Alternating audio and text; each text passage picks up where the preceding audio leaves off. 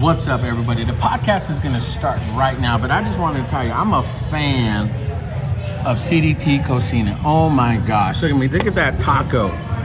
This is barbacoa. Look how thick that is. Where do you get tacos this thick? Look at this tamale. Look at this margarita. Look at this. Oh, look at right here. I'm telling you guys right now, if you guys are in the Fresno, if you guys are, I know this is where I'm going. If you guys are in the Fresno area, Tower District, you need to hit up CDT Cocina. I'm telling you right now, man, this is the spot. If you guys want to get thick, if you guys want some thicky wives, thicky girls, come here because you finna get thick. And hey, here, we'll put it right there. Put it right there. I'm telling you guys right now. You guys enjoy the podcast coming up right now with Liz, CDT Cocina. Support local, support businesses, support these awesome people, man. Because you guys pay, you get what you pay for. That's all I'm going to say. I love you guys. Let's get into the show.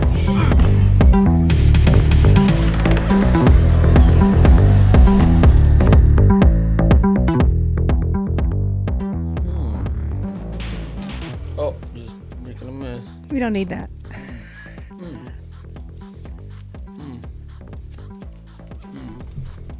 Oh, yeah. I get that. Oh, yeah. Oh, hey. How's it going, everybody? Well, I'm stuffing my face, making a mess. Man, today's podcast is a special podcast. Kind of distracted. If you guys hear me chewing in your ear, if you guys have your AirPods on, or whatever, we're doing a little bit of ASMR. I just want to tell you guys, I'm going to put this down because that's a chunk of meat, and I'm feeling pretty parched. Oh, yeah. Yeah, so let me get into this. Today we have a special guest. One of the guests I've been trying to get on for quite some time. Super excited for this one. But again, this is your boy, Jose Cruz. Yes, your favorite Native American, man. Today's podcast is a special one. We're talking food, we're talking business, we're talking life, we're talking experiences. And today's guest is a special guest. Today we have my good friend Liz. Liz, how are you doing? I'm doing great. I had a big breakfast so that I could leave everything for you. Oh, man, that's the best right there. I mean, let's just jump straight into this while I eat. But let's get to know you. I mean, I'm just super excited to finally have you here because I know how busy you've been down in Tower, getting the business going. And before we get into all that, just tell us who you are, where you're from, where'd you grow up, and let's just get to know you a little bit before we get into the nitty gritty. Yeah. All right. Well, born and raised here in Fresno. You know, this is where my family's at. My parents are at. Lived here, you know, all the way up until I was 18. Wow. When I was 18, I kind of said, well, I want to go see elsewhere, see what else the world has. That's when I met my husband. Okay. So I've been married 27 years. Nice. To the same dude. To the same fella. To the same guy. That's awesome.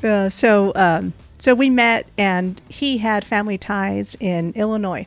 Okay. So we picked up and moved at that time. Moved out to the suburbs of Chicago, lived there, and that's when I started to, I always worked in restaurants, you know, so my uncle had a taqueria in Chinatown here in Fresno. Okay. This was, several years ago. Yeah.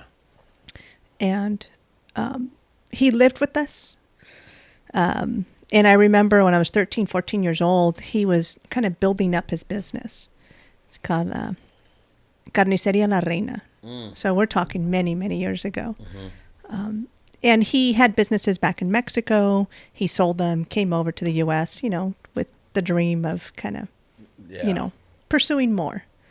And he started selling carnitas out of our house. So he would make them in the backyard in the big, you know, cazuela in the backyard. Wait, say that again? Cazuela. Yeah. Yeah. You know, I did that too the last time we were at your restaurant. But go ahead, I'm sorry. And he would get up at 3 or 4 o'clock in the morning, and, you know, he'd make the carnitas, and I saw him go door to door. Wow. and sell them and, build up his business that way. And a couple of times he would take us. At the time I'm 12, 13 years old. And I don't know, I liked what he did. I liked how quickly he would build rapport with people. Like really good, really fast. I noticed that about him, just, super quick. And I stayed with him, 13, 14, 15, 16 years old. And during those short few years, he went into his own location in Chinatown. And then he had a taqueria on Fulton Mall. Oh, okay. And the indoor swap mall. Yeah. That building right there at the bottom. I worked there when I was 16. Really? Yeah. So you've seen the changes. I and did. The difference. Yeah. So it was, it's like a story of how I came back to Fulton. But, and then he grew other locations, Huron, Avenal. He grew really quickly. And I don't know too much of kind of the business end of it and what went wrong, but it went wrong for him. I think he expanded too quickly, too much. He bought houses and he lost it all. Wow. He lost it all. So I did see that. I did witness it. And, since then, he never really kind of like recovered from it. Wow. That's hard, I bet. Yeah, I mean, failures are hard to get up from. And, but, shortly, 16, 17, finished school, met my husband, moved out to Chicago, and I stayed working in the restaurant business because that's a little bit of what I knew. Server, bartender for Olive Garden, for TGI Fridays. Yeah. My husband got a job opportunity in San Francisco, so we moved to San Francisco. What does he do? He's a writer. Oh, he's a writer. Yeah, he was at the time a ghostwriter. Okay. And he doesn't really do it often anymore, but he got a contract to do some work. So we moved to San Francisco. That's when I started working for Chevy's Mexican restaurants. Yeah. Way out. So we're talking, when I was 20, I'm now 45. So I was 20, 21 years old. Okay. Loved it. Absolutely loved living in San Francisco. I think it was probably the most romantic city out of everywhere that I've been to. Yeah. It was great. Worked as a server, bartender, and then finally, someone said, "Liz, when are you going to get into management?" And I'm like, "Oh, I don't know." And I think I was kind of pushed into the position a little bit. I was always reluctant. Yeah. Why is that? One of those things of, I don't want to be in charge of other people. Yeah. That's really what it came down to. And I'm like, I like doing my thing and that's it. I didn't want to be in charge of others. The accountability is fine, holding yourself accountable, that's good. But others, I'm like, I can't control what you do, whether you show up on time for work or not. Or and have to worry about that and your job. And exactly. Everybody else's. Yeah. So that part was a little like, I don't know. Well, I got pushed into it just a little bit. Well, I'll just do it for a week. The manager's on vacation for a week. Well, a week turned into a month, turned into several years. Really? I loved it. Got into management. And at the time, Chevy's was doing really well. Yeah. They were owned by Pepsi. They were opening locations like crazy throughout the country. So for a year, I got to be part of like the training team.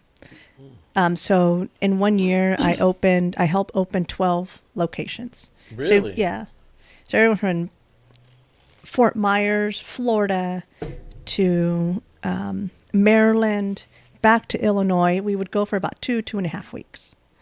Training team, for the new staff, help them open, and then boom, on our way to the next location. It was phenomenal. So you're traveling. It was great. Early 20s. Yeah.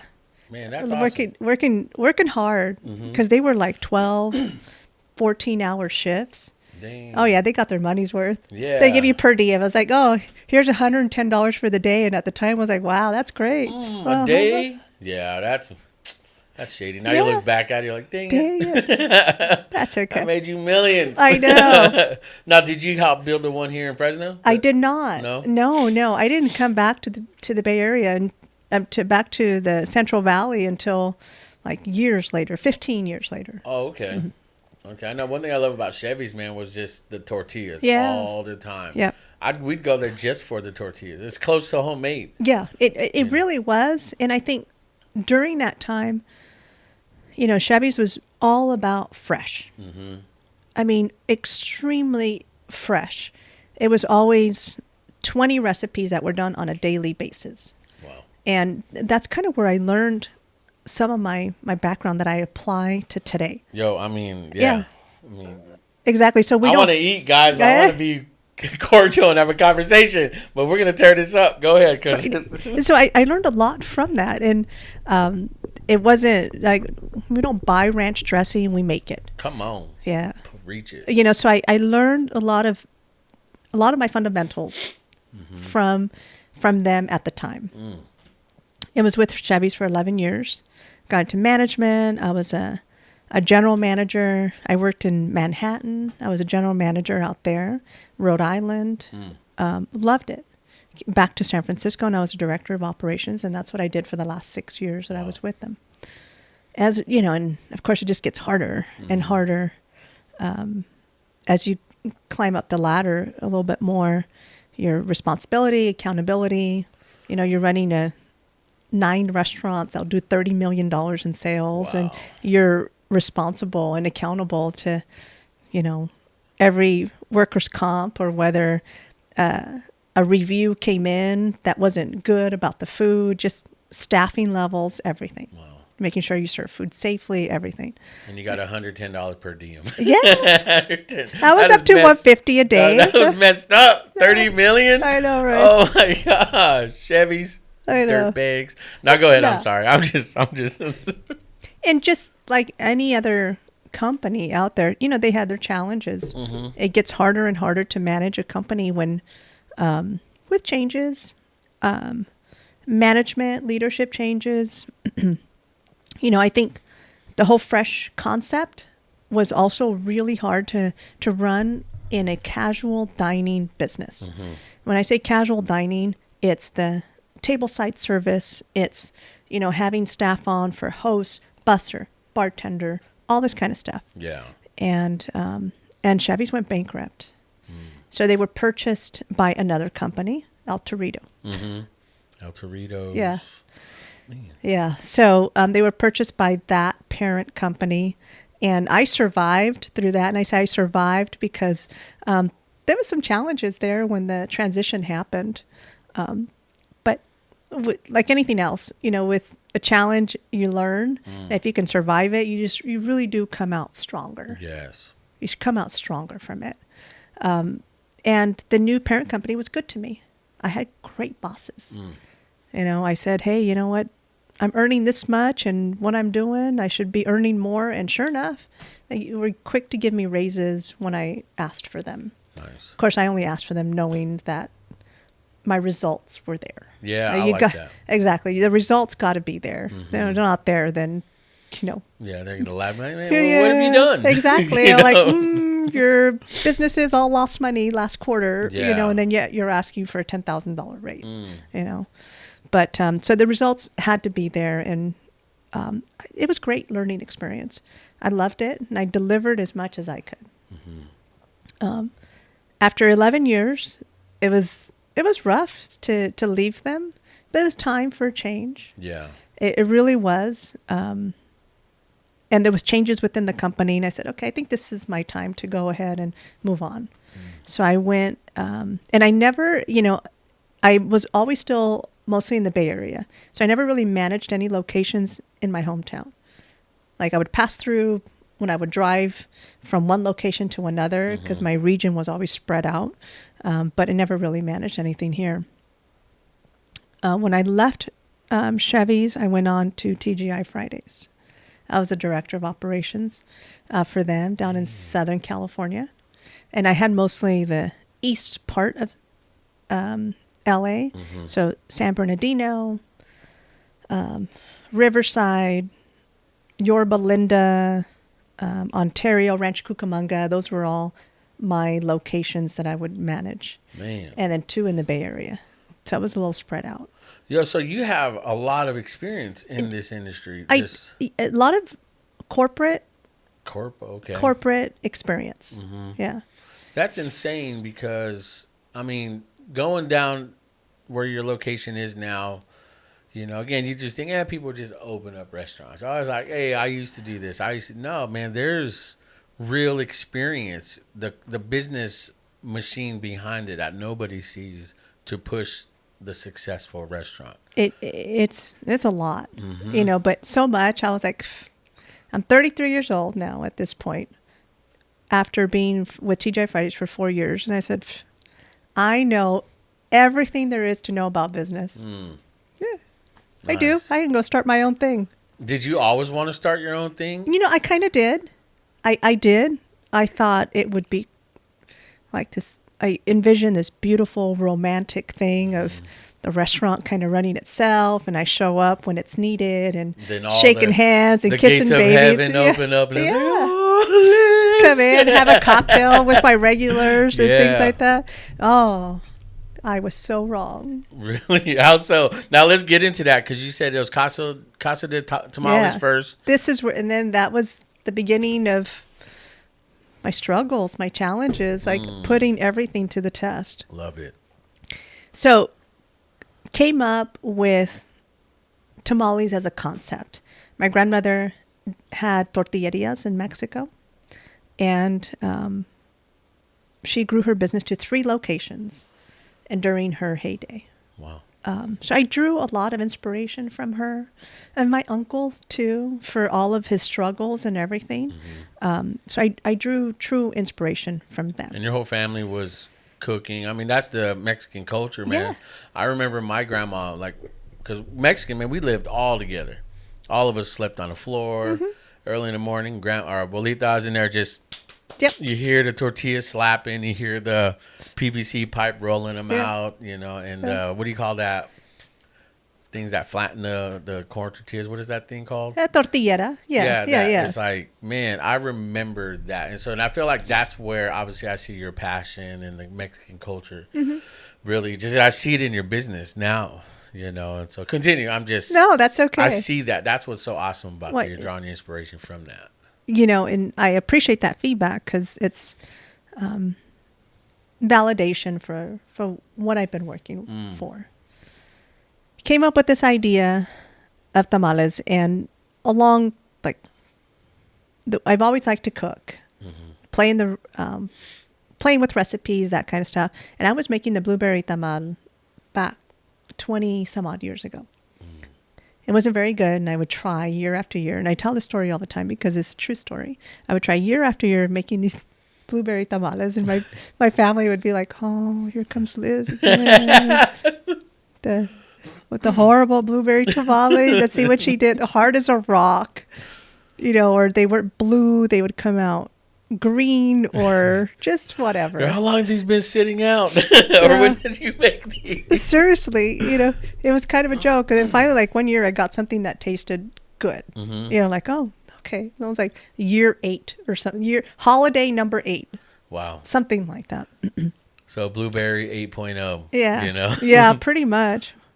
So I did research, and I said, well, tamale houses, what's out there? And there really wasn't a whole lot that I found. And it's funny because, you put these business ideas together, these concepts together, and the story doesn't come together until maybe 2 or 3 months into it. And I think that's what it was. I came up with, and I'm like, well, the traditional pork, the traditional jalapeno and cheese, but I have this really good recipe for spinach and artichoke. It's a spinach and artichoke dip with a little bit of diced potatoes. Let's put that in a tamale and see what happens. You're making me hungry. Yeah. I mean, got food here, but yeah. Go ahead. I'm sorry. No, that's fine. So, you came up with these ideas, and you start making this food. You put it together, and really there was no story that kind of came together until 3 or 4 months into when we were open. And this was at Sean Brawley. Okay. Yeah, in that location. We were there for a little over 5 years. Okay. And so it took time. So the challenges that I think I had in the very beginning was, well, my grandma makes the best tamales. And you want to charge how much for a tamal? How much? $3? You know, $3. It's what I charge. You buy by the dozen. You know, I'll give you a little bit better price. You know, $2.40, $2.50 came out to each tamal. You know, so those were some of my challenges. Yeah. It took a few events, networking events, where we would go and sample them out. And we had to literally shove tamales in people's mouths to kind of go, oh, okay, I get it. Yeah. You know, I understand what you're doing. I understand spinach and artichoke tamal. I understand the creamy chicken poblano tamal, you know. So it took a lot of time to do that. When I say time, it was years. It really was years. The word traveled quickly. I also figured out that people were just like, I love your food, but I'm way on the other side of town. Yeah. They didn't want to travel all the way over there. So we did an event, a community event at a church. I remember very clearly. It was Universalist Church. Okay. On a Saturday. We went there and we set up this booth. And I laugh at it because it wasn't even close to what it was supposed to be set up Really? For like health department wise. I had no clue. I didn't even know that I was supposed to get permission from the health department. Luckily, they didn't show up that day. And luckily, I just knew enough from my background. Make sure the food stays hot and you serve it hot. You know, like that was like the main thing. So I knew enough, but hand washing station wasn't there. We had to go figure out how to do that. It was little things, but I think because I remember growing up, my grandparents, my aunties would go to the Ramada and sell. They wouldn't have no cleaning, and it was just no screen. Go sell. Yeah, just go sell. Yeah, exactly. Just go figure it out. And we had such a great event. Nice. I remember we, I think we sold like $300. We were so happy. Yes. I'm like, oh my God, $300. I mean, we were like ecstatic. We're like, wow. So we figured out that, okay, people want our food. They just don't want to travel to that side of town if they weren't already in that side of town. So we started doing events. We figured out how to, properly do a community event, farmers market type setups and stuff like that. So we started going to farmers markets. So you're doing pop-ups when before it was called pop-ups. Yes. Or doing things. So you were really ahead of the curve on all It that. felt like it. Yeah, it really did. It really did. And I remember we were doing a few farmers markets. We figured out really quickly that we were selling, $300, $400, $500. And then we finally got into this one particular farmers market on Vineyard Farmers Market on Shaw and Blackstone. Okay, yeah. Great farmers market. And they had a lot of requirements to even get into that farmers market. You have to be in business for 2 years. Just all kinds of stuff. They had a board, so you had to interview with the board about what is it that you were selling, how you were serving it. So it was, and I'm like, I don't know, is this going to be worth it? I'm like, I don't know that this is going to be worth it. It was a lot of work and it was expensive. Like their fees were expensive, annual fees, monthly fees and everything. A fee to have a fee. Yeah, pretty much. Pretty much. And I'm like, it's just all kinds of hidden fees that were in there, but we went through with it, and it was probably one of the best decisions we made to go forward with it. I remember the very first Saturday farmers market that we went through. It was in February, so it was still pretty cold outside. Yeah. And you go rain or shine. So it's not one of those things of like, oh, it's freezing outside, it's foggy outside. Yeah. Don't want to get out of bed. It's early market. You have to be set up and everything by 7 a.m. So yes, you're rolling out of bed at 4, so you can put the tamales in at 5. You can leave the restaurant at 6, so you can set up by 6:30, 6:40. I mean, it was like, timing thing. And I remember that first market, we brought I brought quite a bit of food, and I think we sold like $800. Nice. I was so happy.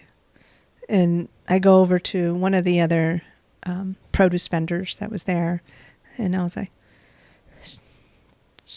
so is it normally like this, like the flow and everything? They're like, no, it's actually kind of slow. It actually gets busier. And I'm like, oh, okay. Yeah, I like that. I was like, oh, all right, good to know. Yeah. It was slow season. That was slow. And you That made was slow. $800. It was $800, like in 4 hours, and Now, and was that it was our just you? first time. No, but is it just you doing that? Or No, was it a no, couple- no. There was 3 of us all Okay. together that would execute. I mean, one person by themselves is really hard. So, you know, through my background, knew enough to set up quickly, execute as quick as possible, and how to continuously make the operation as smooth as possible. You know, faster for the customer every single time. And, you know, we grew so well at that market. It was really phenomenal. One of the best things we did, and loved that market. You know, just absolutely loved it. We were there for years, and sales continued to grow, and we looked forward to every Saturday morning going there. Every Saturday. Every Saturday for, I think, about 5 years. Wow. So you didn't go out, you didn't have fun, you didn't take care of, on the weekend, you're just, no, it's business. Yeah, it was business. That's awesome. It was business. And, you know, our downtime is Mondays and Tuesdays. That's just my because I've always worked in restaurants, that's how it always was. You work nights and weekends. Yeah. Plain and simple. It's just we work nights and weekends, and our downtime is, you know, our Saturday, Sunday is Monday. Tuesday is when we relax and we go to the park, or you go to the lake, or whatever it is. Yeah, and that's where like nobody's out because they're all at work Monday and Tuesdays. It's great. Yeah, you go everyone's- grocery shopping on a Monday at 10 a.m. Oh, there's nobody here. That's great. On Tuesdays now, like movies, Tightwad Tuesdays are like $5. See, Yep. that's what I call it. Yeah. You know, nobody's there. Yeah. You know, that's awesome. Yeah. The business grew really quickly. Like really quickly. And this is where everything got like hairy. It was growing so quickly that I think I wasn't able to keep up with the proper forecasting of the business. So it was always we have another event. We could use a couple more pieces of equipment. Put it on a card. Yeah. And then we got it, our food trailer about year 3.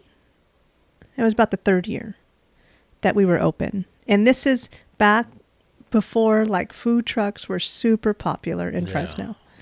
You know, so I don't know if you guys remember, but Dusty Buns was around. So I remember Dusty Buns. Yeah, we were around with them, and like we were, I almost call it one of the founding people of these events with food trucks and stuff. You know, at the time, we were always out there, every event that we can go to. But it was like, okay, we need a food truck. All right, we'll pay it off quickly. Let's put it on a card, short-term loan. So it got financially got really rough. Yeah. And opportunity came up to open a downtown location at Fulton. This is like year 5. Year 5. So the business is growing. It doesn't feel like there's a whole lot of money coming in, because whatever money is coming in, we're putting it right back into the business. And so opportunity came up for Fulton. And this was right as a revitalization is going downtown, right before they opened up the Fulton to make into a street. And we were big proponents of that. You know, we were there before, during construction, and after construction. Wow. It never came to fruition for us. Never. You know, and you know, I held on to it longer than I should for lots of reasons. I can make lots of excuses why I held on to it, but really when it, you know, you got to be honest with yourself, and, you know, you look back at your challenges and your failures, because it was failure after failure. Wow. After failure, a little sliver of success, failure. You know, it's, didn't want to face up to the fact that it was never going to come to fruition. I listened to others about it coming to fruition. Had I financially forecasted my business correctly, I would have known that I didn't have money to even invest in there. Mm-hmm. All I did was get myself in debt. Wow. To this day, I'm still paying for it. Mm-hmm. And it'll be like that for a while, but that's okay. Mm-hmm. That's all, I call it my education. Some people have their Harvard business loan school that they didn't know. That's mine. Yeah. That's mine. Well, just hearing that and hearing your story this far, because I want to continue on that, but I mean, that's insane. See, that's why I think I love what we do here, is because out of all that and again, you hear it all the time, you're still here. You're still doing it. Still here. And despite the roadblocks, you said, it just seems like failure after failure, sliver of success. Oh, this, it's just so weird that little sliver can is push enough. back. Yeah, is enough to like say, those mountains of failures, this little molehill of success is actually, that's worth it, And to hear that, man, I mean, I would have obviously never known. And I feel like this is what's so intriguing about you and what your business down in Tower, and especially the culture you're building, and you're really just, it's down there is blooming. It's just that's the story behind the glory. It's like you see why they're so passionate. You see why just what you do in your shop or your restaurant right now. It's like I can see why now it is the way it is. Just this part of the story, because I know there's plenty more to talk about, And I think that's what draws me to certain individuals, certain businesses, certain people that I want to have on the show and support, because that story, nobody, I mean, probably customers or really close friends, little pieces of it here and there, yeah. And I just knew, I felt like I've always known there was something there. Mm-hmm. I felt like there was a real story there, and to have you here now to hear all that, because a lot of businesses, a lot of people like, oh, it's growing, let's put money into it, mm-hmm. Invest, So maybe let's get into like, how do you think, looking back at that, and you said it all went back into business, what's now more what are you doing different now as opposed to doing that in the past? What have you learned? Yeah, well. And what has changed? What has changed? So I think again, I go back to the proper forecasting of the business. Mm-hmm. You have to be financially fit to move your business forward. Mm-hmm. And if you can't survive a month with the income that you have, then you're not making money. If you're not making money, you cannot continue. You can't sit there and hope it'll be better. Hope is great, but it's not realistic. Come on. You are reaching right now. We're going to pass out an offering basket. Her cash out's going to be on the bottom of the screen, because that's so real. Yeah. A lot of people feel like, I hope. I wish it'll get better. Yeah. Tomorrow will be better. God, I did that. And I failed horribly. I mean, I can't even tell you how much I invested and how much I'm in debt because of that. Mm-hmm. You cannot rely on that. You have to be realistic. You have to be honest with yourself of like, what I did here is not working. And some stuff did. Some stuff did. And I'm happy for it. And I learned from it. But I hold on to those failures very closely. I hold them near and dear to my heart because they remind me of what I need to do today. Come on. Yeah. I'm the same way. Starting this business, I failed a lot. I thought I wanted to be a certain type of niche. I thought. Then a lot of people heard this story. I won't get into it, but I got sick. I knew just something wasn't working. So I was out for 6 months. Mm-hmm. And I had a lot of time to think because I couldn't do nothing. And I look back on what didn't work, and a lot of it, most of it, just didn't work. And I counted as a failure. So it took me to take a break, or I was forced to take a break to know where I needed to grow. Like you said, you got to be realistic. I understand the dream. I understand the pipe dream. I understand, You know, have a dream, follow your dreams, but the reality is you're here right now. Yeah. That dream's not coming yet until what you want to do and the right financial steps, the right mental, the right education, the right group of people around you to say, look, dude, look, that's not going to work. Hit up McDonald's for a little bit, hit up Subway, hit up somewhere, get something started for you, get it saved. And we're the same way. We were like, let's just jump in, let's just drop all this money, and there was no income. It just seems like we're doing all this work for nothing, you know. And but I look back, like you said, those failures are a reminder of where I needed to grow. And I feel like hearing your story right now, like you said, I always think about those failures are still there. They're not who you are, man, but they have taught you and built you up to be the person you are right now. Exactly. You know, and that's what I get from this story. You know, so now after all that, you know, from the first restaurant, Casa de Tamales, you know, what happened now? Where did you just see where, like you said, you were trying to hold on? Yeah. What happened after all that? You know, I finally had my breaking point. You know, I finally had my breaking point of, like, I'm done. I was so mentally, emotionally, physically beat up. Every single level. Psychological. I was beat up. Finally had my breaking point, and I said, I have to close Fulton. I am bringing down my entire company because of the one location. Close Fulton. Just a little pressure came off, right? A little bit of pressure came off. And it still took a good year to even like put my head above water, just slightly.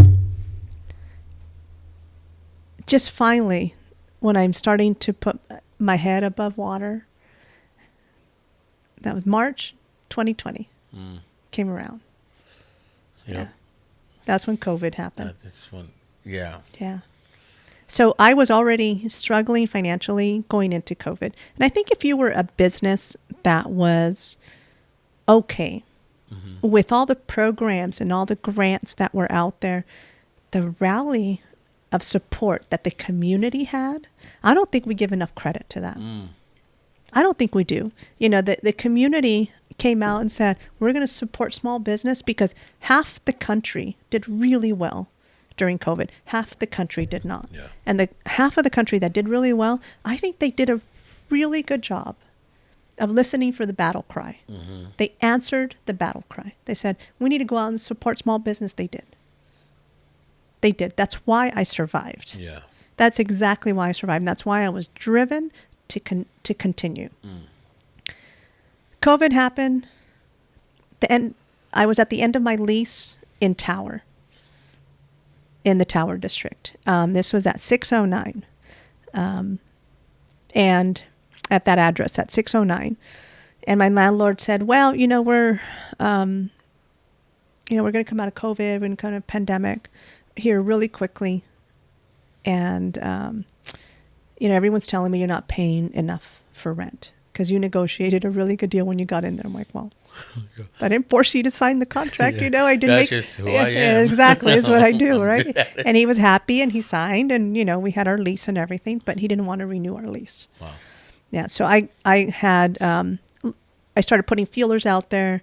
Where to go? What am I going to do? Who's out there? And someone had recommended I speak with the owner of the Tower Theater, who owns the entire block of where I'm at. So me and Ned, Sequoia Brewery, he owns the whole piece. And spoke with him, and he said, "Liz, we do have a spot, but I can't rent you the dining room right now.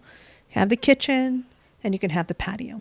At the time, there was no indoor dining anyways. Yeah. So it was fine. It was fine. 3-4 months. So I got there August, in August-ish. And, I did take my time kind of getting into it. And Lawrence, the landlord, and I took our time just to kind of see if we were going to even go forward. Then I was only there month to month. And I during that July and August, I took the time off completely. No work. Never did that before in my life. And I'm so grateful to my husband because when COVID first happened in March, and we both worked at the business together. That was the other rough part. That's a whole nother episode, that's right? Podcast number 2. Yeah, that's a whole nother. Being married and working in business together. Yeah, and I'm sure you Yeah, might be able to relate, right? Yeah, hey. Oh, yeah, by the way. Yeah, exactly. We got the wifey here. I'm sorry, 45 minutes late into the podcast. It's okay. So far, what do you think, forgive Laura? you. I mean, hearing the story and, this far, what do you think? No, it's a great story. You just don't know people's backgrounds, and it's really good to get to know you. And I think we just fall more in love with your story and with your restaurant. So. Yeah. Yeah, it's just good therapy for me. I tell people all the time, anytime I can talk about my story or some of the challenges and failures, it really is good therapy for me personally. Yeah. And if I can help with someone, people are going to make mistakes no matter what. They're going to want to make their own mistakes and everything. So if I can just help make them a little bit less or a little less expensive, Yes. then I'm okay. That's so true. So now, like you're talking about, you said you work with your husband, he took this break. Do you feel like that mental fog just was lifted? Yeah. Everything changed at that point. Nice. It was unbelievable. When COVID first happened in March, it was funny, like 1 week before the whole thing, before we were all shut down and the whole country shut down, I was telling him, and I said, we have these events that we do. I don't, with the food truck operations, everything. I was only like 2 or 3 I could really use your help for. It's actually better if we use the pop-up. So you don't need me anymore? I'm like, no, I don't think so. I'm like, I don't think so. He goes, so you're firing me? I'm like, no, I'm just lay you off for some time. He's like, all right, I'm going to take a few weeks. I'm going to do some stuff around the house, that we've been neglecting, everything. And then I'm going to go find a job somewhere. Great. 1 week later, we were all shut down. And he's like, oh, shit, I gotta go find a job like right now. Sure enough, 48 hours later, he was working. Wow. So a lot of his background was also, I guess I would call it security work. He was a prison guard. Oh, wow. Before. So he's a county officer. So he had a lot of that experience, and he jumped back into it because that was the easiest thing to get into. And there was plenty of hours and work for it. So he worked for Kaiser Security. He was a supervisor there this entire time. Really? Yeah. This entire time. I'm grateful to him because he held everything together while I got some rest and just figured out what I wanted to do with the business. It took 3 weeks in July for me not to feel tired. Finally, it was like the end of July. I would get up in the morning. I'm like, oh, this is what not tired feels like. And it took that long. I'm like, all right. And you figure out, what am I going to do with the business? Am I going to continue? Am I not going to continue? Everything. And my husband's like, just try it again. So now I've moved in to 805 East Olive. That's where I'm at. Yes. In the Tower District, right next to the Tower Theater. I was only open 3 days a week. Yeah, I remember that. I was a little bit, oh, man. That's it. I know. But it's just the way things needed to happen where I felt we were making enough to pay our bills, pay myself, without getting into a whole lot more money into it. And it just, it was COVID times, while people were spending money at the same time, they weren't. Some people were not. And then that's when, like, the whole thing started happening with the church in the Tower Theater. Those clowns. Yeah. I'll just say it. I don't care. That was, so I, at this point now, I'm like, am I going to stay here? Am I not going to stay here? Do I want to stay here if they're my new landlords? Yeah. So there was a lot of that going on. There was a lot of that going on. So I'm like, I'm just going to do what I do for now. I did not make any long-term plans.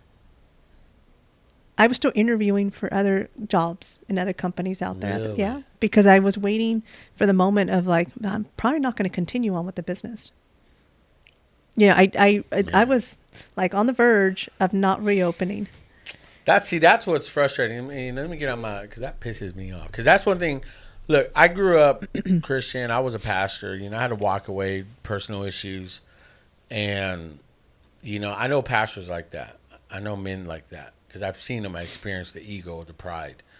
You know, the always wanting to be right, and you know, and I felt like Adventure Church there, Anthony there. I've never met him personally, but I know the role. I know the pastor. I know the ego. And he gets a lot of yes men around him, all his deacons, his board members. You know, it's like, look, man, if you win, you still lose. You know, because your impact on what you're doing and how you're treating that community as far as coming in and possibly shutting down great businesses and stories like this, you know. And plus, business who's been there forever because the whole alcohol, the whole you can't sell with, you know, all those. And it's like, if you win, you still lose. If you lose, you still lose only because the damage or just your approach on that situation. I feel like there could be better solutions to do that, man. And, you know, biblically, the Bible says, be a peacemaker. You know, love your enemies. You know, love the ones that you just feel like, you know, to me, that's Christianity. That's Jesus. It's not religion. It's not a church name, man. That's who Jesus wants us to be.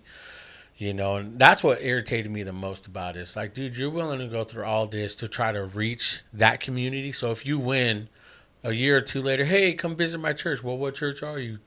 Well, we're Tower. No, forget you. Because it's leaving a stigma on what the Christian name is already so damaged already now, you know, even still. And it's, I feel like he never helped the situation, nor he won. He just wanted to be right, you know. And so to hear that put me in a fear, like, what? You're not going to be there? What? I need tamales, you know.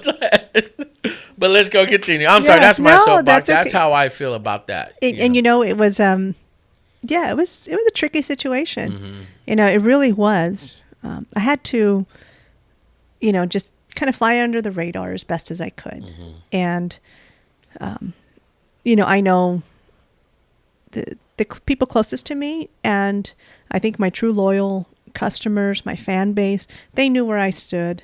Mm-hmm. They know where I stand now. I took a gamble. So finally, like almost a year of all this back and forth with the church piece going on and things like that, the landlord said, okay, Liz, do you want a lease here? We can offer you now the entire space with the dining room. Yes. It took me a minute to decide, not long, but I was willing to take the gamble that in the end it was going to work out in my favor, Mm-hmm. the community's favor, you know, and sure enough, you know, it seems like it's panning out that way. Yeah.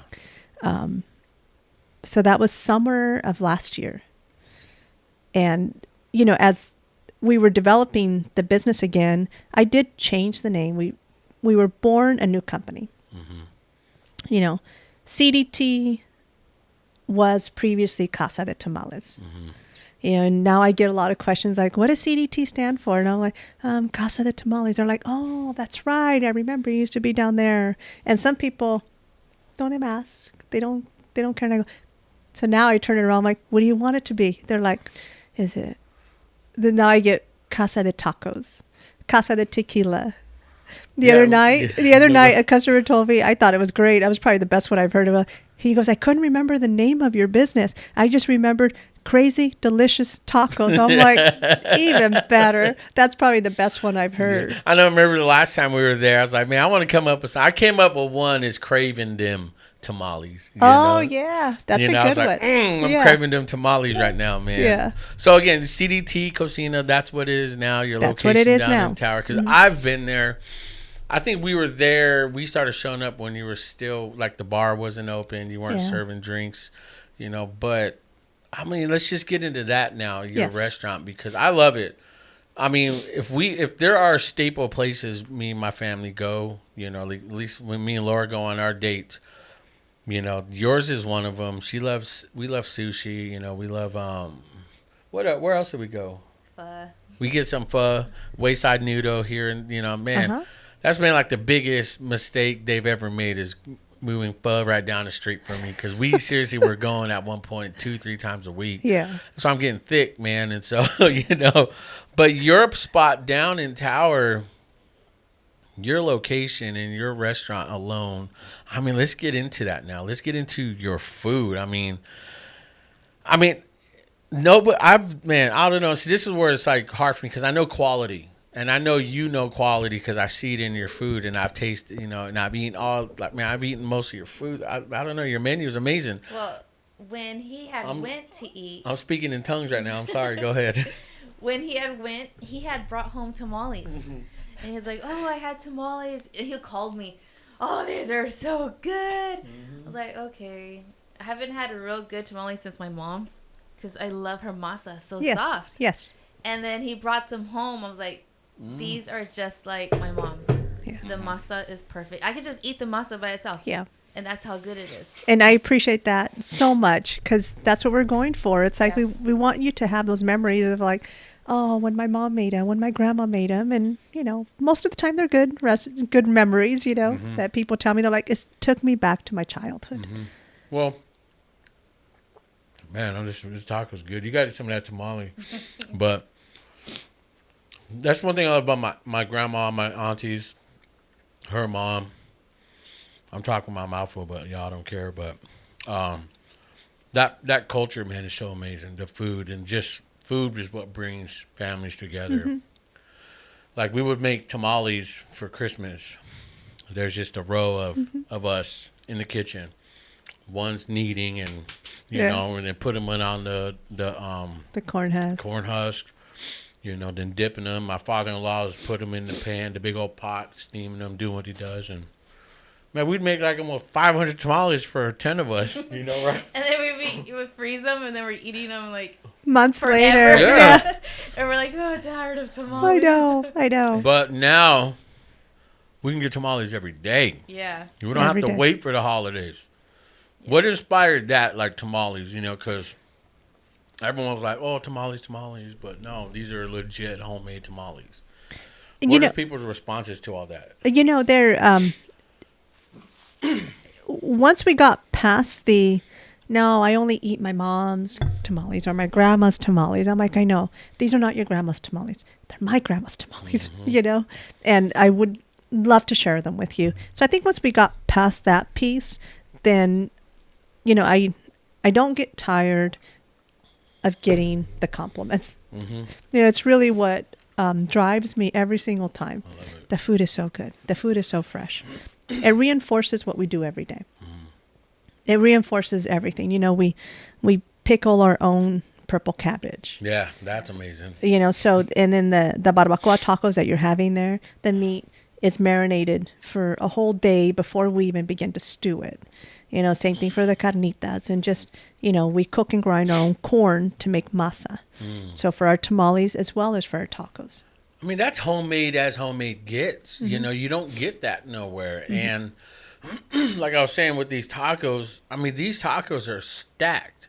It's just not like a few crumbs of asada meat or a sliver of, you know. No, I mean, this is a taco. Well, and I mean, they're $3.25 each. So I don't, they're not your $2 tacos. And they're, you know, and at the same time, I try not to give you a $2 taco. Yeah, you get what you pay for here. I try. You know, you literally do because, again, the quality is so amazing, man. And, again, I don't mind going down there, dropping money down there. Because I know, look, this is all the more reason why you guys are listening and watching and go support Liz at Down Tower, man, because I'm a huge proponent of food. You know, I love food. Are you the spokesman for food? I'm the spokesman for food, you guys. But I love quality food, and it's hard for me just to go places now because you're seeing the quality drop. You're seeing now because of inflation, because of everything's costing more, so they're minimizing. You know, the large drink is a large now, or the Big Mac is not a Big Mac. It's actually a McDouble. You know, it's like. quality's dropping, you know, but the prices are staying the same or getting expensive. And to get this quality all the time I would say in the toughest time we're in now, you know, I feel like, again, man, food brings people together. And, you know, it's rough to deliver the best that you can because of all those things of inflation. I pay more for food than I did a year ago. Wow. You know, I pay more for everything. You know, a to-go container costs 20% more, Wow. you know, than what it did pre-COVID. You know, so it does get harder. You kind of go, you do want to cut things down or anything, but I've always been, and I guess this is where kind of my corporate background comes in handy, was this particular CEO that I worked with. You know, he was always about let's deliver the best food that we can, and let's find other ways to make up for it. So when you go in my business, there's no, I think you'll see less staff on than you do at a casual dining restaurant. Yeah. So I don't consider myself a casual dining restaurant. So there's no host, there's no busser, there's no server, there's no bartender position on every shift. There's usually 3 of us, sometimes 4 if we're that busy, and everybody does everything. I like that. You come in, and sometimes you order at the counter. If we're busy, it's like, we'll take your order right here, we'll bring it out to your table. And if we're not that busy, we'll take your order tableside. And everyone does everything. We all put the food together, we all clean up, we all wash dishes, we all make drinks. And it's how I'm able to keep payroll a little bit lower so that I can continue to deliver this and try to pay my people as best as I can with giving them the benefits that I can. So I don't, there's no medical, dental benefits or anything like that. I don't have those. Like, I'm lucky that my husband gets it because that's the only way I get it, you know, but you know, the employees, I'm like, no, they take a break and I pay them through their break. Nice. You know, they want something to eat, they can eat whatever they want. Every single shift. They want something to go, they can take whatever they want to go. You know, so that's how I try to take care of them. When it's busy, we hustle. If it's slow, that's right. We take a break and we loll around and we talk about, you know, the Mandalorian or something like that, whatever. I know you're a big Star Wars fan. No, I see all your posts. It's like, I love them. I'm like, you got my support over here. You know, we all talk about it. Like, just the latest episode, you know. So I tried to create that for my team, and that's how I'm able to try to keep my price point as best as I can. Yeah. You know, as this all started to come together, then it was like, okay, the opportunity came up to have a liquor license. I remember that. Yeah. So we got into the lottery to purchase the liquor license. And if there was over 25 people that applied for a liquor license, then it goes into a lottery and maybe you get chosen, maybe you don't. Yeah. In our case, because of COVID, this is one thing that worked for us. Because of COVID, there was not 25 people. So as long as you met all the requirements and you paid up the money and all that stuff, then you got your liquor license. So as that started to come together, I'm like, okay, well, what do I want to do for drinks? I mean, go ahead. This is the fun part where we get into the cocktails themselves. Go ahead. I saw something though the other day that I want to talk about. Go ahead, continue. I want to bring it up. And you know, just my approach has always been keep the menu simple, keep it small, but as best as possible. Yeah. So there's 3 things that I serve. I serve tamales, I serve tacos, and margaritas. That's it. I'll do specials in between. We do a chile relleno here and there. But you're not going to find a burrito. You're not going to find enchiladas. You know, just some of that stuff is just not going to be there. I'm like, let's do what we do best. I like that. And same thing for the cocktails. And I'm like, you know, while I worked in that environment with TGI Fridays and Chevy's, I remember the inventory being so huge. I remember what it takes to manage that. And I'm like, I don't want to do that. Like, I don't want to go there. I don't want to do that. We're going to do one thing and do as best as we can. I start doing And it was so dumb. I feel so dumb for doing the research of like, what's the most popular drink in the world? And I'm like, I should have known. I do Mexican food. I should have known to automatically do a margarita, but no, I had to get reinforcement. I had to get, affirmation. I'm like, oh yeah, okay, margarita, second most popular drink, in the world type thing. Yeah. I'm like, all right, great. Margaritas it is. This is good, by the way. Yes, that's where we segue into that's the yours, cocktail. Laura, too. I'll get you that right now. As I started to kind of put that picture, that plan together of drinks and margaritas, I'm like, okay, well, what's going to make ours different than everybody else? How do we do it how do we do it with purpose? Mm-hmm. And I'm like, with purpose. It didn't take long for me to figure out that to make a good quality cocktail and keep it at the price point that I want. So everything is $7, $8, $9 for our cocktails. The research in my area said $5 for a cocktail will drive in the business.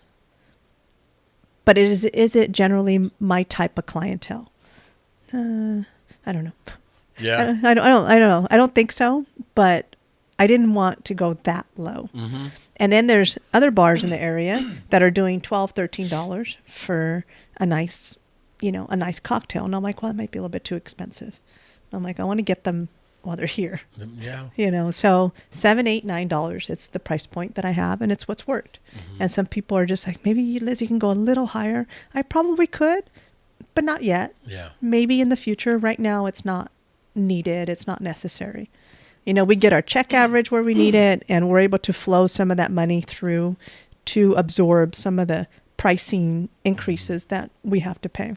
Well, I like that because you're intentional with it, because you can do either or, go high or low. Yep. But I think, I love a business person or a business mentality where, you know what, I can make a lot of money, or I can drop my, like last couple of weeks ago, we released a podcast called Keeping Your Margins. We got my friend Daniel sat around with their print shop and their business. Like COVID hit, they asked one of their business mentors, what do you do? He's like, keep your margins, know your worth, be consistent in that. And I think hearing you say that, because again, I'm a big fan.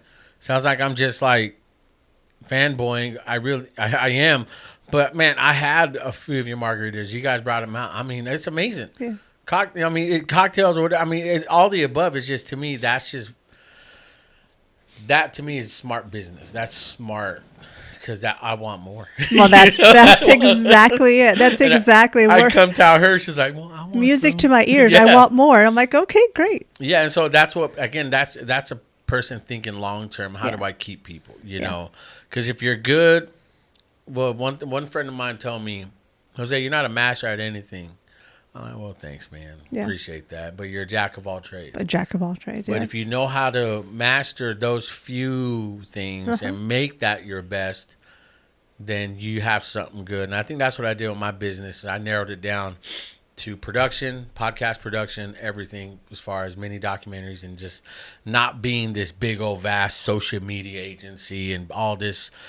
No, I stopped all that because it got too busy. It got too where I wasn't making money. Now we're making good money just knowing what we want to put out. And I feel like that's what you're purposeful doing. And having a laser sharp vision and focus on your business. Mm-hmm. And that's what you have. Mm-hmm. It's just like constantly you come up with this idea. How does it go back to the purpose of my business? Mm-hmm. Like, great idea. How does that relate? Does it relate? Great. Is it going to drive me more business? Great. If it doesn't, and it's just for funsies, you're like, okay, maybe we should rethink it or see how we can relate it back so it makes you more money. Mm-hmm. At the end of the day, we're business people and we got to make money. Yeah. We have to pay the bills and we got to pay ourselves and everything that goes with it. Mm-hmm. So, coming up with these cocktails, I'm like, craft cocktails, how do I do it? What do I want to do? So I came up with some tequila infusions. Is this one I'm drinking? That is not. I know. This one over here. Laura, I'm going to steal that. Yeah. And this one right here is the Tower District Synergy. So we've been talking so long, the ice melted, but it's all right. I'll still probably taste it. Tower District Synergy. This one is a tequila infusion that's pineapple ginger. Oh, yeah. So that's this tequila. Pineapple ginger, our own infusion. Pineapple goes in first, ginger stays in longer to kind of give it that flavor. We make our own sweet and sour, and then we shake it with a little bit more pineapple and chipotle. Yeah. You guys are missing out. If you don't live here in the Central Valley down in Tower, move over here because, yeah, I mean, again, quality. And to me, that's, again, when you're intentional with your menu and when you're intentional, because when I go to your restaurant, it's a simple menu. Yeah. It's one page. One page. It's one page. You got the logo information, in front, and then inside gets to the point. Yeah. To me, those are the best restaurants and menus. And your margarita now, your menu, like you're talking about just your bar menu now. And you recently have a new margarita called the Annalisa. Annalisa. Yeah, tribute to Councilwoman-elect Annalisa Pereira. Mm-hmm. What inspired that? Again, it goes back to the being intentional with the bar. Mm. Like, I feel so blessed, grateful to have had the support that I've had over the past 12 years. Mm. We're coming up on 12 years in the business. My business, right? And I wanted to do something of like, no, I want to pay it forward, pay it back to people whom supported me or that I can support. Mm-hmm. So there's always, I took a page because, you research other businesses and things like that. Tioga Sequoia, I think, does a phenomenal job with their marketing. Mm-hmm. They do a really good job. Yeah. They have beer releases for whether it's a fruit or just whatever the current times are. They do a really good job with it. And they would do tribute beers all the time. I remember when they did it for Mayor Swearingen. That was like when I was downtown, so it was more impactful. I remember when that one came out. The boxer from Avenal, I'm forgetting his name, but they did a tribute to him as well. And I was like, well, how about a tribute margarita? I like that. How's that been doing, though? Very well. Yeah. Yeah, people, they saw it on social media, especially local. They're like, oh, I would like to come in and try the Annalisa. And I'm like, yes, you may. Yeah. I said, Annalisa, I want to do this drink for you. She goes, oh, thanks so much, Liz. And I said, okay, so tell me some of your favorite flavors or spices. And, what are some of the things? She goes, I like pineapple. That was her thing. And I was like, okay, well, we'll do something with pineapple. Blue. It just seemed like blue was the right color, and she goes, it happens to be my favorite color. Nice. With a little anise hint to it, so came up with that cocktail in tribute to her, in tribute to her. Is that a part of the menu? It will stay a part of the menu. Yeah, nice. It will stay a part of the menu because it's been popular. Mm-hmm. Because if, doesn't sell that much, then probably not. But people really, they tried it. They're like, oh, this is really good. So they enjoy that one. Can I get a Still Here tribute? Make a nice purpley. A purpley one? Yeah, that's our colors. Okay. Think about it, maybe. Yeah, I could probably do something. We'll promote the hell out of it. I help you too. We'll have fun doing it. Yeah. And tribute to your wife, Laura. Yeah, the wifey. Because remember, I tried to, for other women. The wifey. The wifey. The wifey. Oh, maybe the wifey we'll call her. The wifey. That's right. Give me the wifey. Yeah. That sounds weird. I know. Well, that's what we do. We have a non-alcoholic drink, agua fresca, and it's half lemonade, half hibiscus tea, and we call it the sweetie. Mm-hmm. And people get a kick out of like, can I have a sweetie? Hey, sweetie, can I have a sweetie? Yeah. And that's what we do this all day long. Those are amazing. I get your cucumber. The cucumber lemonade. I always leave with like one or two. I'm like having two. I said I'll bring her one, but I'm finishing on the drive home. Yeah. Again, that's what I love about, I think, your vibe, who you are. You know, you're purposeful, intentional with your business. You know, it's not like, hey, I'm here to build a business. I'm here to make money. I'm here to try to go viral, be this. No, man, I really want to just be a part of the community. Why? Because the community has supported you. And like we talked about earlier, you know, how was that impactful for you? Like the community rallying, supporting you, and being there for you. You know,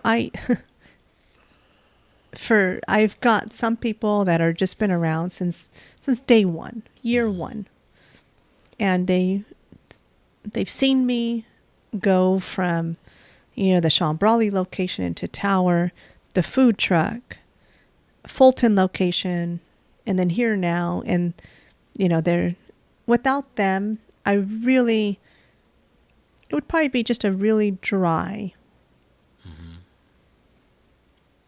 chapter in my life. Just dry. Like, yeah, whatever. I can do whatever, wherever, somewhere else, and get paid more money for it, you know? But because they are there, and because we've just built relationships throughout the years, and you see these families, and, you know, they now have babies, and a couple of those kids have come and gone and worked for me. Wow. That's pretty awesome. It was That's good. Full circle, man. It really is. And I'm like, oh, that's so great. Like, I remember you when you were this small. They're like, yeah, now I'm a little bit bigger. Can I have a summer job? Sure, come on in. Yeah, that's awesome. You know, one thing I like, again, you know, you're for the community, because I've seen you do a lot of live event or the events down they've had in the Tower. Very supportive of the community down in Tower. You know, so again, I think that's them just saying, you know what. You know, we'll support those who support us, and I feel like that's what a community is all about. It's just support, man, because you'll get it back, man. Yeah. It pays it forward, you know, and so it comes back. You reap what you sow, man. If you sow good, you know, positivity, sow love, that's going to come back, you know. And then in return, I feel like that's what the Tower community represents. I feel like that's what downtown Fresno represents, is the support of local businesses, you know, and local creatives, and all the above. And so let's get into now what you have, the Agave Club, because I see this. There's a lot of cool stuff. I love this, by the way. This right there. What's the inspiration behind that? Because that's at your bar. You know, exactly. So that sits on my bar. Yeah. So again, you know, I go back to, you know, having the bar and being purposeful with it. And I said, no, I want, and I have a pretty decent selection. And I say decent because it can be better, and I'm working on getting it better. Tequilas that are woman-owned, founded, and or run in Mexico. Okay. So the Annalisa one, and the first one that you mostly drank and didn't leave anything for your wife there. I'm that guy. I know. I only brought the one and one. That one is called the Eye Opener. It's made with fresh carrot juice and this Prospero tequila. So that's a woman-owned tequila company. So my bar, you'll see that it's a woman farmer. It's tagged. The bottles are tagged with those, so that you know the one that you're getting is a woman-owned tequila company. And that's what's also on the bar. Yeah, that's what that is. So I think it's just become part of our how we identify, you know, type thing. So that's awesome. I know I stole my wife's drink, but you know, it's amazing.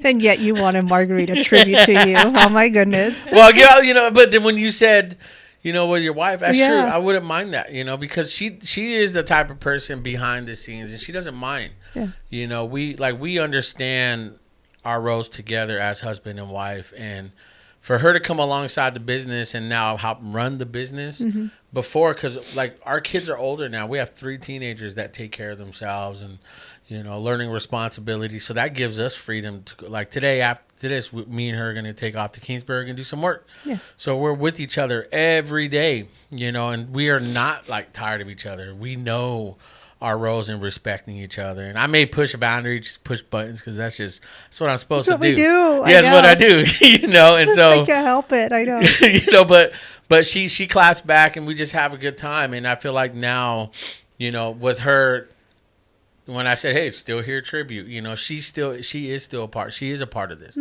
You know, she has a lot of say so in this. You know, even though her directing, producing right now, you know, she has her own mic. We're still working in productions where we'll get her own camera. We'll just, because I want to make this so inclusive to people that are joining, people that are a part of the team. You know, especially my wife. You know, because before my first podcast, the first one never included her. I don't know why. It wasn't like I was leaving her out. You know, it's just I never thought about her. I wasn't thoughtful. So when I got sick in November, we started all the pilot episodes as best we could because I was still sick, hard for me to breathe. You know, and I wanted to make sure she was a part of it.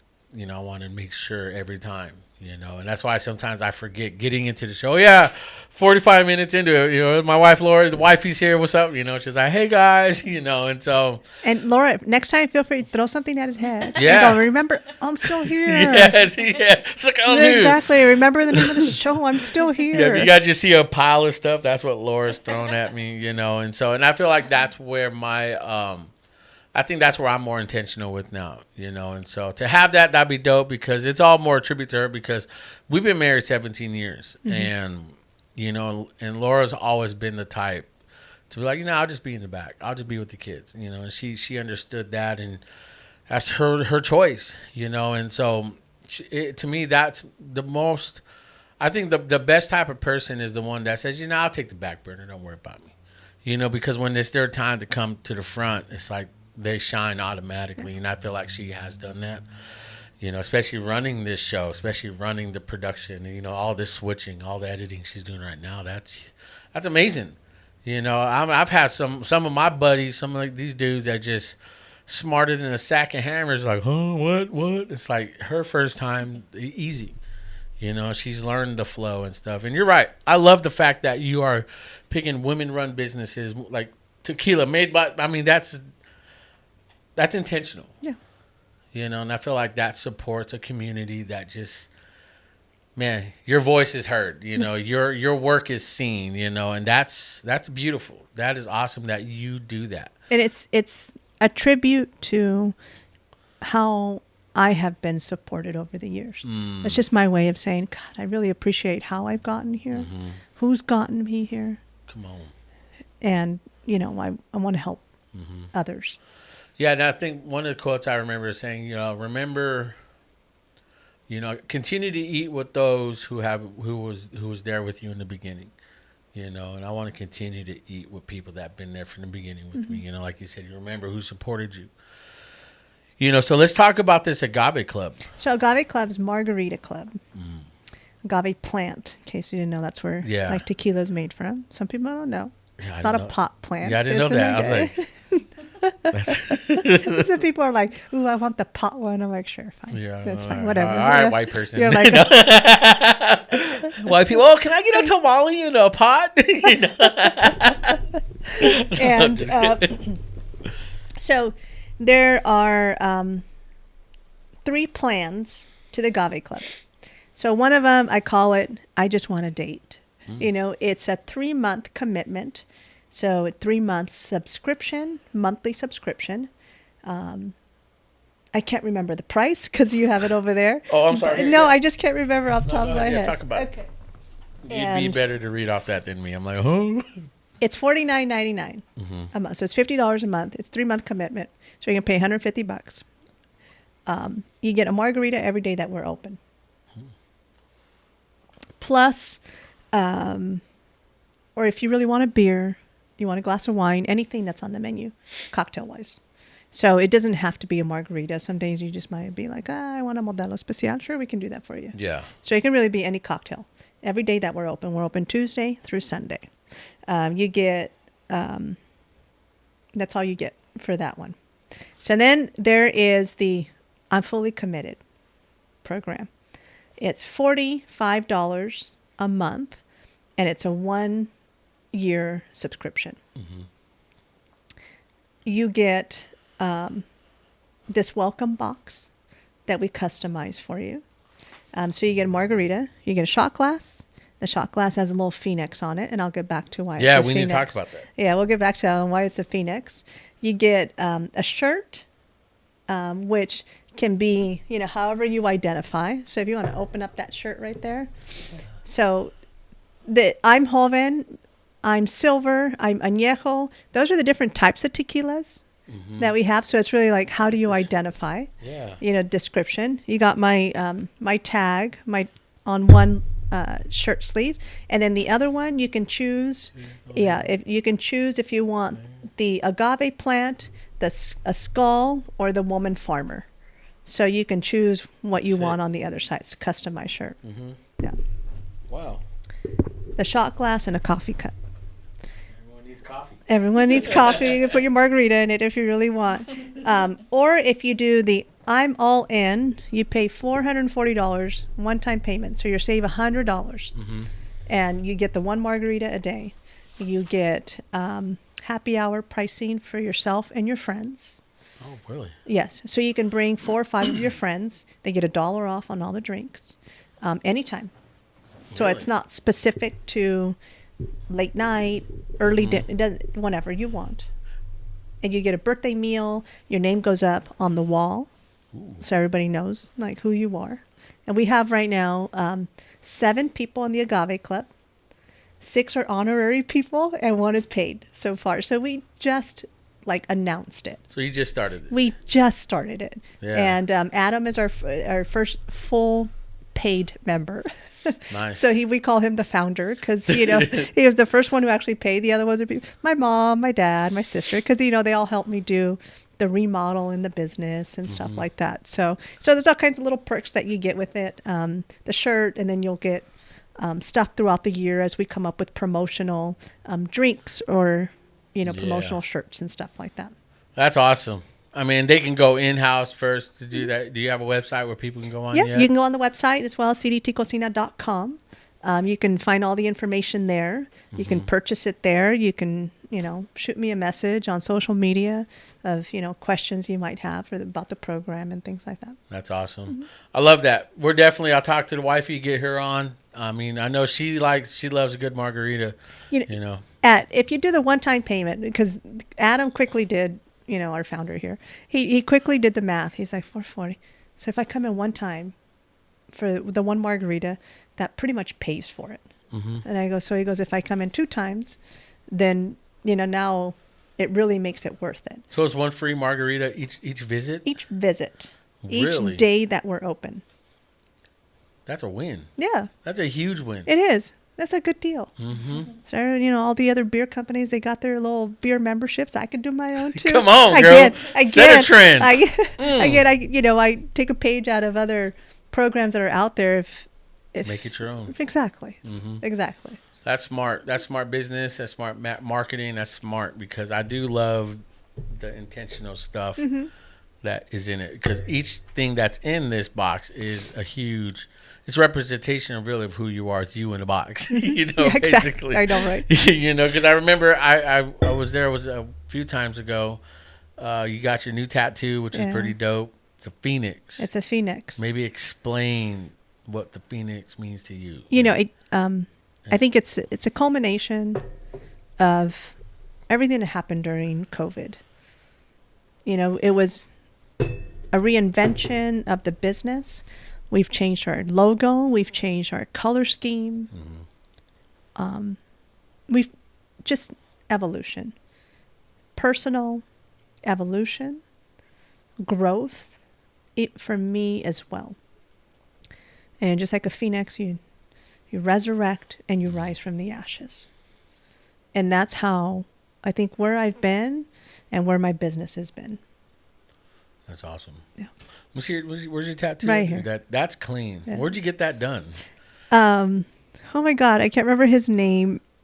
I will have to get back to you. Because I want to get some more ink, man. Because I told you I wanted to get something like that. High class tattoo. High class tattoo? On Blackstone and just south of Herndon. Just south of Herndon. High class tattoo. I know where that's at. Yeah. Yeah. That's a great story. I love that. Again, it's all culminating of your story, everything you've gone through, all your awesome experiences, all your low experiences, everything.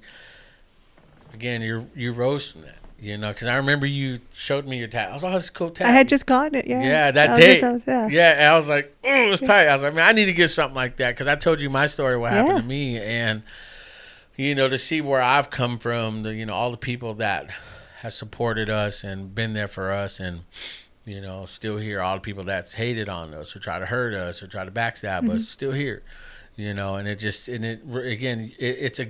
a story behind the glory.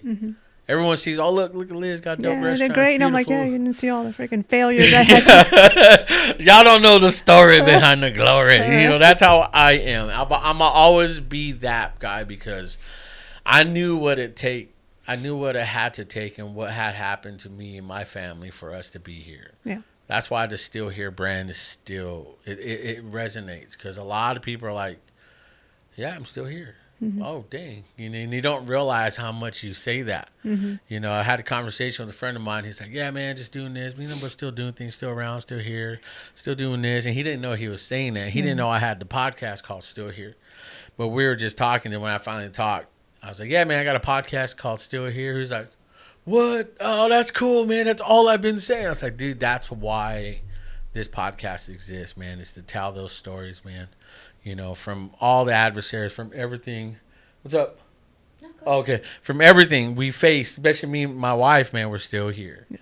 You know, and to hear your story finally, you know, in its entirety, it makes sense on why I believe you have the successful business you have now and it growing, you know, and the support you have. And it makes sense. It's like it's supposed to be that way. This is supposed to be like this. I can't see it no other way. It's like it's supposed to be like this. Yeah. You know, this is why I feel like it was intended to be. And I'm so grateful and so happy for you, your family, your business, your team there because it's, you know, again, this is why I wanted you on because I want people to know your story. You know, I appreciate it. I'm so grateful. Like, I'm grateful for everything. I'm grateful for the opportunity to be here and I haven't told my story in this length in a long time. How does it make you feel, though, when you hear it yourself sing it then? Because I remember there were some moments where you had to pause. You're like, because you remember the feeling. Oh, yeah. You remember, like. You remember, you know, how horrible it was. There was quite a few moments like that. And you kind of go, did I have a breakdown? And I didn't even realize it? Or was I on the verge? Yeah. And I think it just really depends on your perspective. You know, I'm sure if I spoke to some shrink, you know, they'd probably say, no, Liz, you had a breakdown probably more than one occasion. I'm like, I was so dense and just so bound and determined to survive that I don't think I realized it at the moment until COVID made me stop. COVID made me stop and realize you are so broken, you do not even know. And when I was resting that month of July, you know, I didn't even realize how damaged I was. And since then, I continue to focus on being financially, mentally, physically fit. You got to be fit everywhere. And I didn't start working out until a week after my 45th birthday. So in February. The only weights I ever picked up were the ones that were my husband to get him out of the way because he would leave them in the middle of the hallway. Yeah. Right? But I started doing that and now I'm on this trend and it's very addictive. It's addictive. The clarity, the energy that I get after a workout, I just like, I push it through my business. I push it through my marriage. I push it through my relationships. And I am so much better. I make better decisions about everything. So I'm like, I don't think I'll ever not work out again. And I love it. You know, so it's still part of the resurrection. Come on. That continues to happen. I love that. That is so real. I mean, I 100% respect and look up to that mentality. You know, again, when it came to our sickness, you know, because we all got COVID together, our whole family. And last year, when they opened everything up in April, we decided to go to gym. We took our health serious. Mm-hmm. So from January, February, March, when everything was shut down or like getting to was shut down, we started eating right, Mm-hmm. you know. So from April until last August of last year, we were going to the gym every day, eating right. And my doctors, all my nurses told me, Jose, you took your health serious. He says, you working out, eating healthy is what saved your life. Yeah. He says, a lot of people that has come through here has passed away, a lot of overweight, unhealthy people. He says, you saved your own life, you know. And so we got to get back on that track because, again, from last August till February this past year, I didn't eat for 6 months. So from February, once I knew I can eat, I was like, I lost so much weight. And you're like, I almost lost my life. I can want to eat everything that's possible. Like, first thing I told my wife, I was like, go give me some burritos. Give me some burritos. Right. Give me asada. Give me, al pastor. Give me all that stuff. She's like, okay. And once I got my appetite back, because it was so hard for me to breathe, I couldn't eat. Because, you know, when you chew, like, yes, you know, but I don't want to eat with my mouth open, you know, all the food would come out. But it was hard for me to eat because I couldn't breathe. Yeah. You know, and so now, you know, I've gained all my weight back, which I'm perfectly fine with. You know, we're at this point now where we're starting to fix our health, fix our eating and stuff, you know. And everything's in cycles. Yeah. You know, I mean, it's part of life. You kind of go, God, I enjoyed it. Great. I'm still here. Yeah. Like, and I want to continue to still be here. Mm-hmm. So, like, well, maybe a little adjustment here and there. And it doesn't mean you cut out everything. Yeah. It just means in moderation. Yeah. I'm not cutting this out, just Okay, so you know. You know, because this is awesome. I mean, 100% big fan of you, your story, what you've risen from. You know, again, that's the story I wanted to know because I knew there was something. I knew it because I can just sense. I have this thing where I just know people, man, and I know it's like I can tell they've been through some stuff. You know, because their energy and who they are now is a reflection of, like, you know what? That won't win. I'm still going to be the best me. And so I respect that. I love what you're doing at the restaurant, CDT Cocina. I love what you're doing with the membership, the club. Love your margarita bar, and because you recently just opened all that up, you know, so that's still, I mean, that's it's still new. And we haven't even talked about her gluten-free. Oh, yeah. I mean, the healthy eating part of it. Let's talk about that. Yeah. And So, the menu, what you got on there. you know, so I don't cook anything with manteca. Except for the carnitas. I mean, there's no some other things way. you can't change. You just can't do it. Okay. So that one, you know, it's fried pork, and it is what it is, and it's just what it is, right? Y'all need to go try that. But the other stuff, you know, traditionally, when you look at, you know, tamales, I mean, they're BC. They weren't made with manteca. They weren't made with lard or anything like that.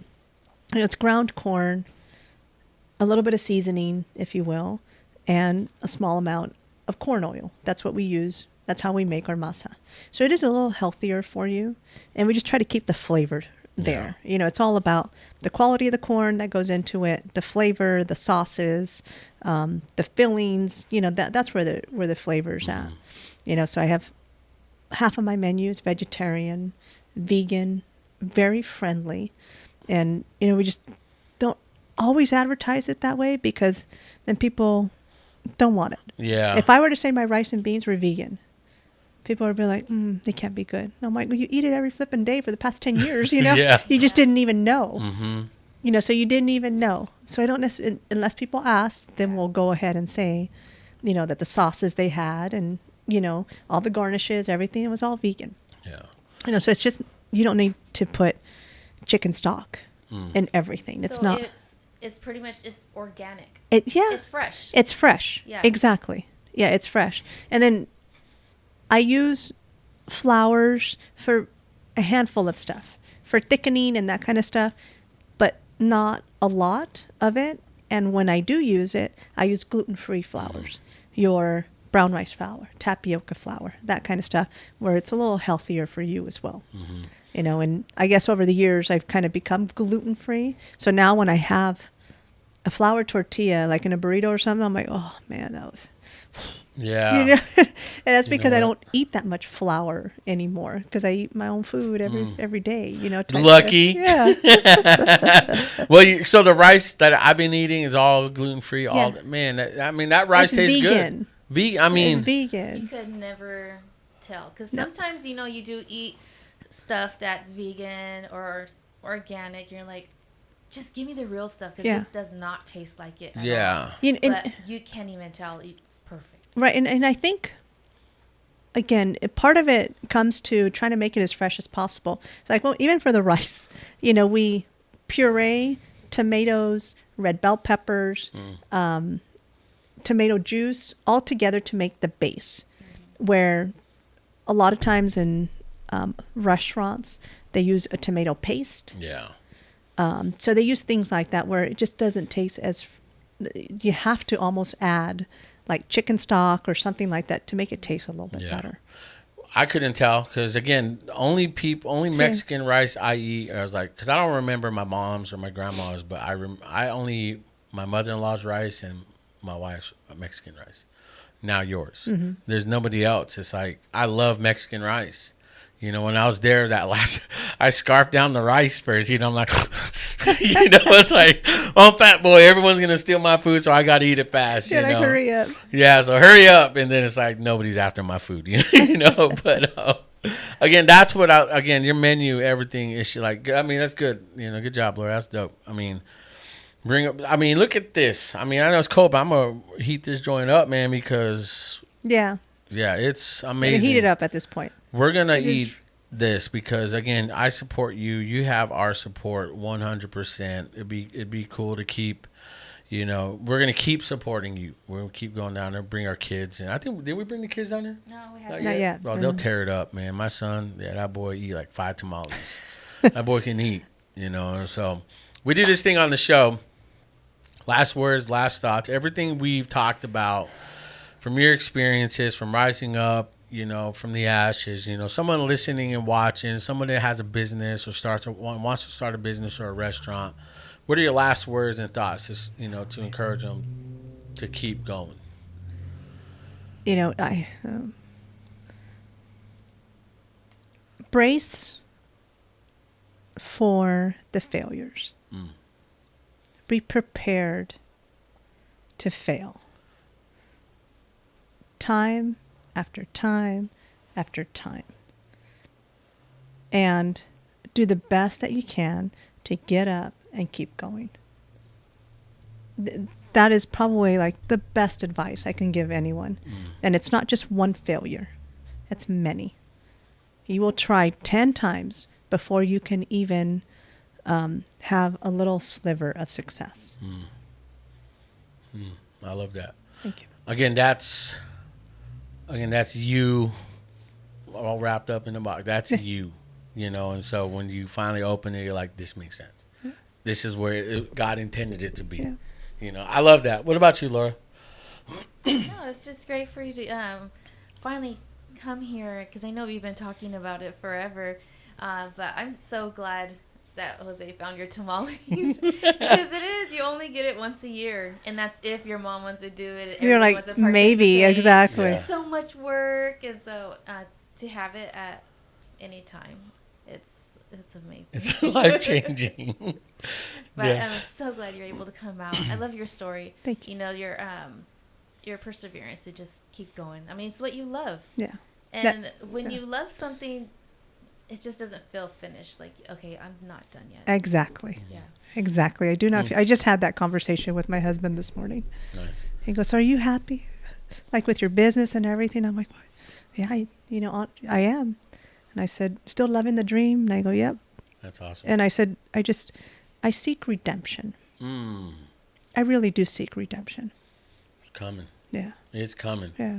You know, you guys listening and watching, it just sounds like at this point I'm just kissing Liz's ass and, you know, trying to get free tamales. I'm not, you know. But I seriously, I gravitate and support the hell out of those who are actually, like you said, just I want redemption, man. I want to rise up from these failures. I don't ignore them. I don't lie to myself that they're not there or I didn't happen or no. I acknowledge that. And because I acknowledge it, now I choose to grow from it. And that's what I hear from you, you know. And so that's why I will support that. We will support you and everything we can do. So you guys listening and watching, hit the description below. Man, tag all her social media, her website. You guys go support Liz at CDT Cocina down in Tower District. Because if you guys want real authenticity, authentic Mexican food, you want real healthy food, that's it. You guys want a margarita, you want something to drink after a long day, stop by, man. It's not far. It's because I live here in Clovis and we drive over there, and it's not far. To me, that's still, I love downtown. I love Tower. So you guys listen and watching again. Support local business. Support women-run business because they're badasses. You know, because there's some men that just quit. You know, we can't handle it. But they're just like I would have quit a long time ago if my wife wasn't there for me when I was out, you know, and sick. And she was my rock. She is my rock, you know. So because of that, that's why I'm still here. You're still here. You know, and so we love you. Thank you very much for having me. Just the last thing I'll say, what the hell is this? What? What is this? Oh, that's winning. That's winning, girl. I don't know. What are you, a Niner fan? Or? Yes. See, I knew it. You guys should thank us because we gave you Garoppolo. Come on. I know, right? What the hell is this? That's funny. It's all everywhere. Everybody. I was like, dude, you're from Fresno. I was like, so? You know? But I just want to say, man, Liz, we love you, girl. You're amazing. Keep grilling it up. Let us know if you need anything. Let us know. If you're trying new menu or new things out, if you want a taste tester, you'll be the first ones I call. I'm your guy. All right, y'all. You guys, thank you for the support. Thank you for the love. Thank you for everything so far. Season 2's been killing it, man. Season 2, getting a lot of good responses. Go check out our recent episodes we just shot and released here in season 2, man, because there's so much going down. A lot of live or remote podcasts. We're supporting our community. We're supporting our vets. We're supporting local-owned businesses. We're supporting you guys because you guys support us. I don't want to scratch your back. You know, we want to support you guys. So I love you guys. Stay tuned for next week. I will see you guys soon.